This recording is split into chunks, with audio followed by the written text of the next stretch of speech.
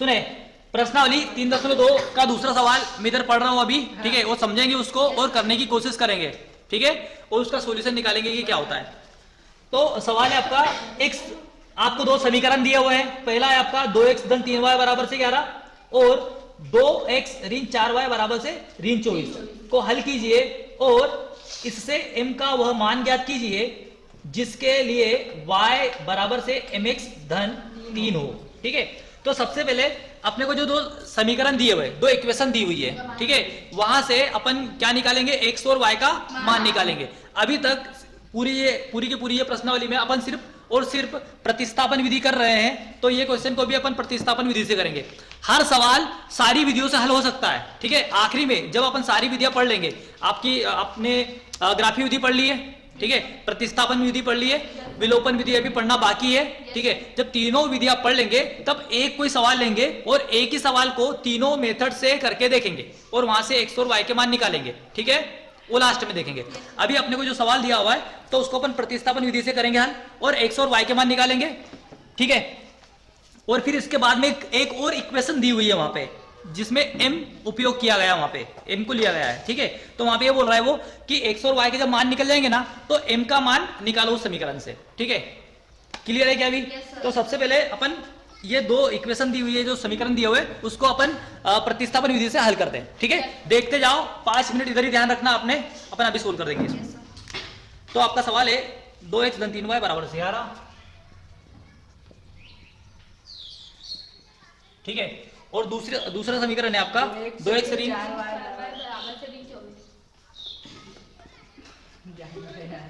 ठीक है। अब एक को समीकरण 1 दे दो और दूसरे को समीकरण नंबर 2 दे देते हैं, ठीक है। ये आपका इक्वेशन नंबर 1 और ये हो गया आपका 2, ठीक है। अब जब सोल्व करोगे आप इसको तो कोई सा भी एक समीकरण ले लेते हैं अपन जो अपने को आसान लगता है, तो समीकरण 1 से, ठीक है।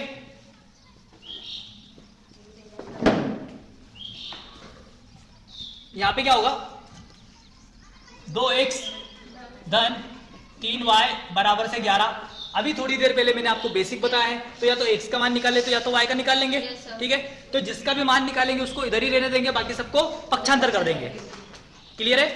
तो अभी जैसे x के रूप में निकालते अपन, तो 2x को यहीं पे रहने देते हैं, 11 ये 3 y का पक्षांतर होगा तो कौन सा हो जाएगा, 3y हो जाएगा, ठीक है। अब सुनो, हमको तो x का मान निकालना है तो x को यहीं पे रहने देंगे और बाकी पक्षांतर किसका हो जाएगा, 2 का। 2 कहाँ जाएगा, बटे में जाएगा क्योंकि ये गुना में, ठीक है। तो x बराबर से 11 ऋण 3y बटे 2। याद ये भी रखना है कि ये दोनों के बटे में जाएगा, ठीक है। तो ये x का मान हो गया आपका। अब इस x के मान को उस समीकरण में रखेंगे जिसका उपयोग नहीं किया है अपन ने, ठीक है, मतलब समीकरण नंबर 2 में रख देंगे।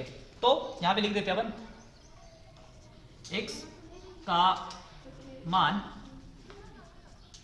समीकरण 2 में रखने पर, ठीक है।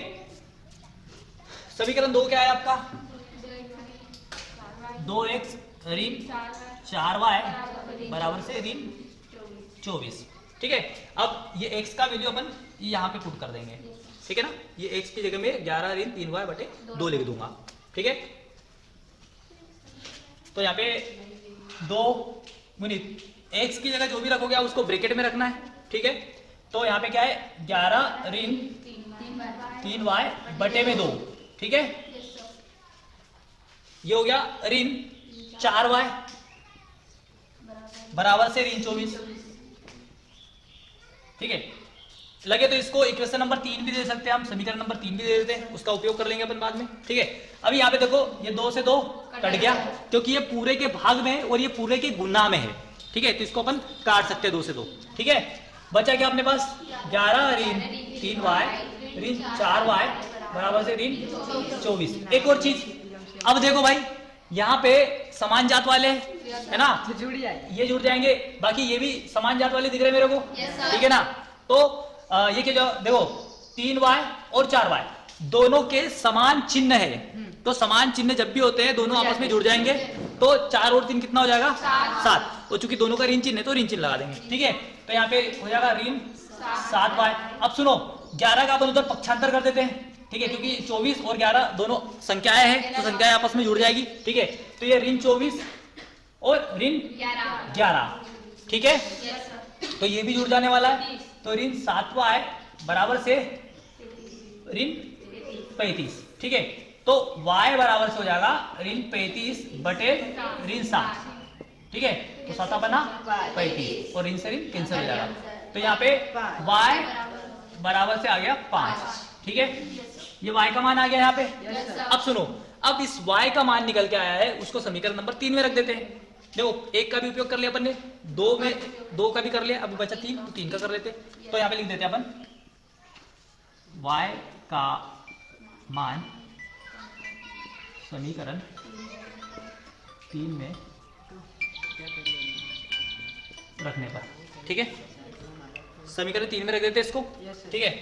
तो समीकरण 3 क्या है यहाँ पे, x बराबर से 11 ऋण 3, y की जगह डायरेक्ट लिख दूं तो मैं 5, ठीक है, या पहले समीकरण उतार देते हैं, 3y बटे कितना है यहाँ पे 2, तो यहाँ पे 11 ऋण 3 गुणित 5 बटे 2, ठीक है, तो ये कितना हो जाएगा 11 एज इट इज रहेगा और ये 15 बटे 2, ठीक है।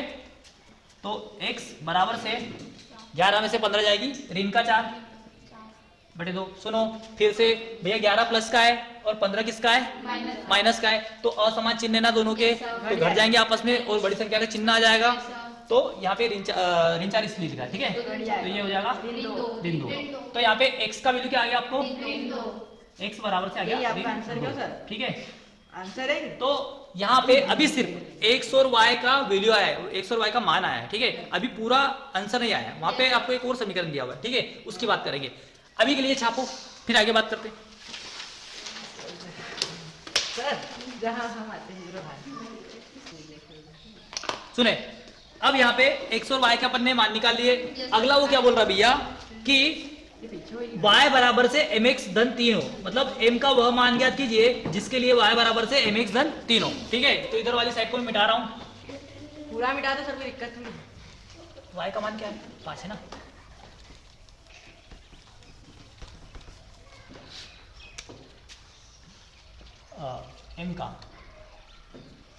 m का वह मान याद करो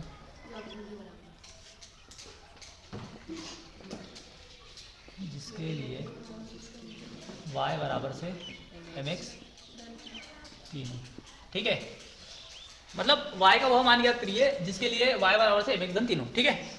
अब यहाँ पे x और y के मान रख देते हैं, तो y का मान कितना है 5, m का मान निकालना है अपने को, ठीक है, x का कितना है ऋण 2 है।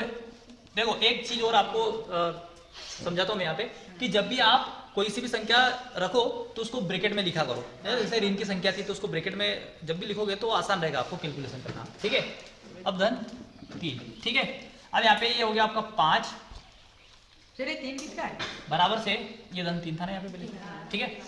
अभी ये कितना हो जाएगा, देखो अब हमको निकालना कौन सा मान, m का निकालना है ना, तो ये पक्षांतर कर देते 3 का, जिसका निकालना उसको वहीं पे रहने देना है, उसके अलावा सबका पक्षांतर करना है, ठीक है। तो ये 3 का जब पक्षांतर होगा तो ये ऋण का 3 हो जाएगा बराबर से m गुना में ऋण 2, ठीक है, तो ये कितना होगा 2 है ना, 5 में से 3 जाएगा 2, और यहाँ पे जो m के गुना में ऋण 2 है तो ये किधर आ जाएगा, भाग में आ जाएगा ऋण 2, ठीक है, m यहीं पे बचेगा, ठीक है, 2 से 2 कट जाएगा तो यहाँ पे ऋण 1 आ जाएगा, m का वैल्यू क्या आ जाएगा ऋण 1।